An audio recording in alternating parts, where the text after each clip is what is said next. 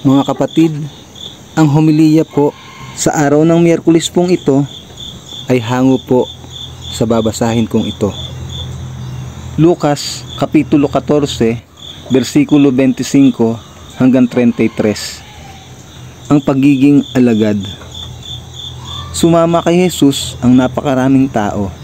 Humarap siya sa kanila at kanyang sinabi, "Hindi maaaring maging alagad ko ang sino mang umiibig sa kanyang ama at ina, asawa at mga anak, mga kapatid, at maging sa sarili niyang buhay ng higit sa akin. Ang ayaw magpasan ng sarili niyang krus at sumunod sa akin ay hindi maaaring maging alagad ko. Kung ang isa sa inyo'y nagbabalak na magtayo ng tore, hindi ba siya uupo muna upang magplano at kwentahin kung magkano ang magagastos niya upang matiyak kung may sapat siyang pera para maipatapos ang kanyang ipapatayo? Baka matapos mailagay ang mga pundasyon ay hindi naman mayari ang tore. Siya'y kukutyain lamang ng lahat ng makakakita niyon.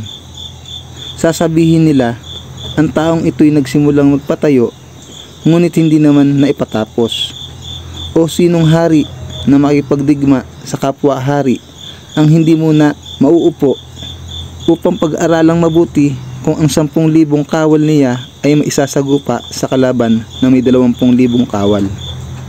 At kung hindi niya kaya, malayo pa ang kalaban, ay magsusugo na siya ng mga kinatawan upang maipagkasundo.